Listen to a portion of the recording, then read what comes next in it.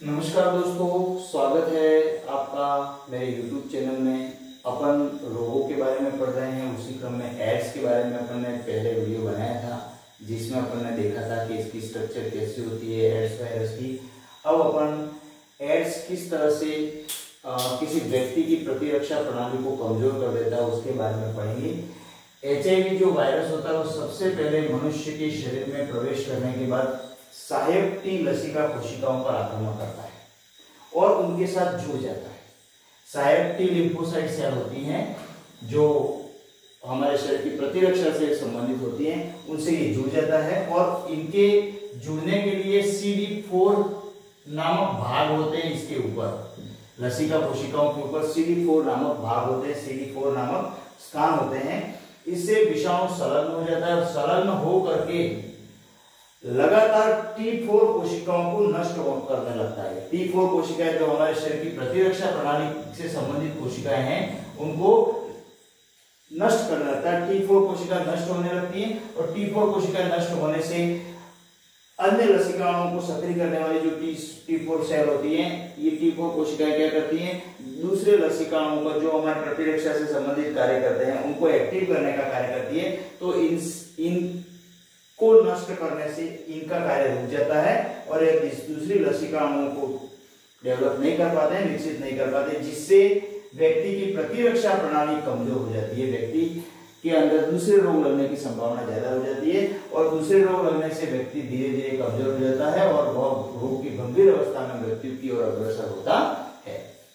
तो ये एक सिस्टम है जिसके कारण अपन कह सकते हैं कि ये एड्स जो है वो किस तरह से प्रतिरक्षा को कमजोर करता है। मैंने आपको बताया जैसे कि सबसे पहले मानव शरीर में एड्स के प्रवेश करने से सहायक टी लसिका कोशिकाएं जो होती हैं वो प्रभावित होती है, उनके ऊपर ये जुड़ जाता है और जुड़ने के लिए सहायक टी लसिका कोशिकाओं के ऊपर CD4 नामक ग्राही स्थल होते हैं, उसको पकड़ने के लिए इससे विषाणु ये जो HIV वायरस है वो संलग्न हो जाता है और संलग्न होने के बाद इसकी T4 कोशिका नष्ट होने लगती है।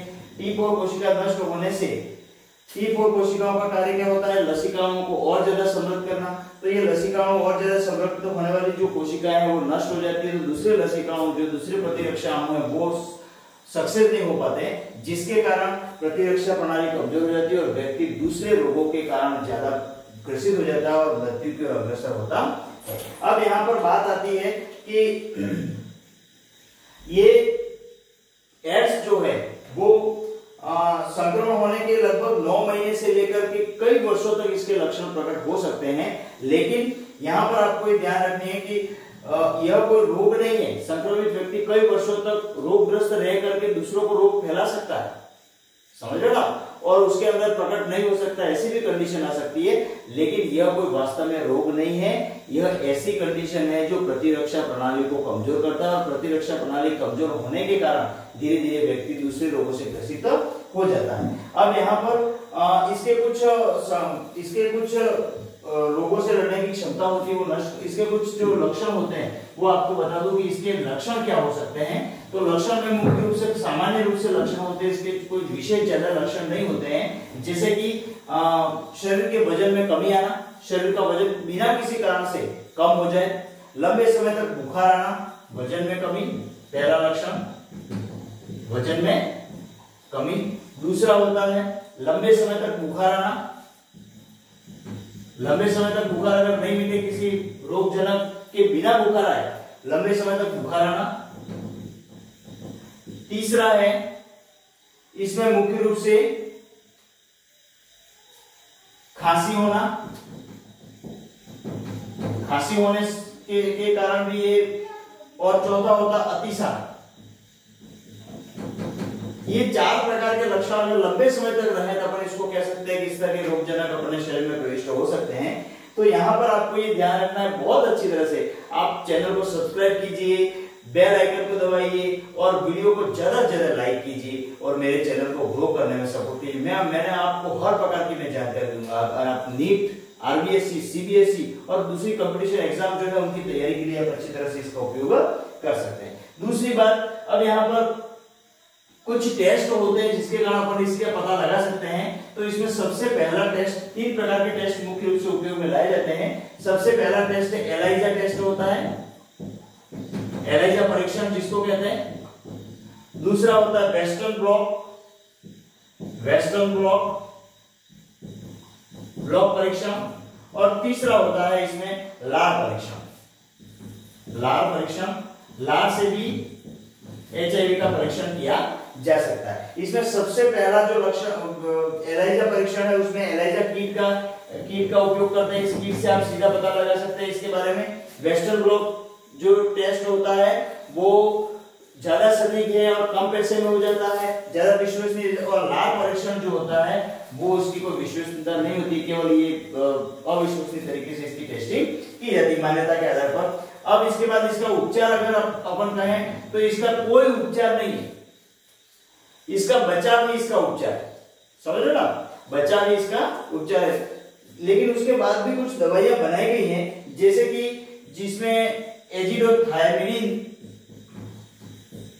AZT कहते हैं इसको। उसके बाद यहाँ पर कुछ और दवाइयां बनाएगी जिसका नाम है फास्फोनेट, ठीक है। उसके बाद दूसरी एक और डाईडिऑक्सीसाइटिडीन,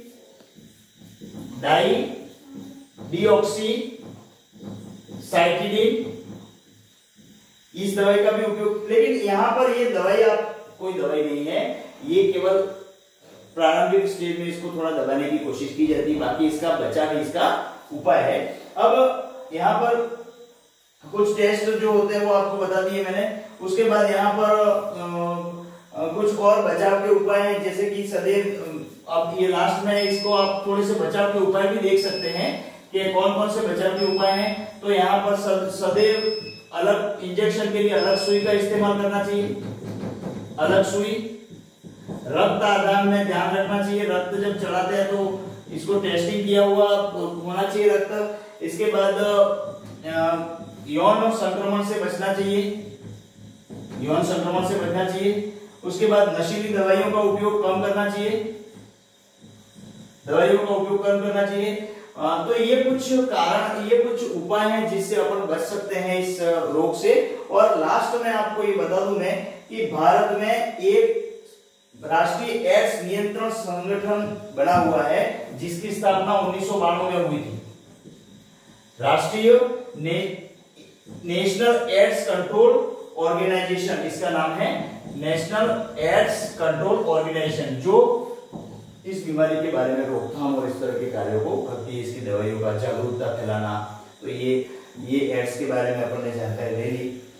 आपको वीडियो कैसा लगा आप कमेंट करके बताना और अच्छी तरह से इसको पढ़ना। धन्यवाद। वंदे मातरम। अगले वीडियो में मिलेंगे।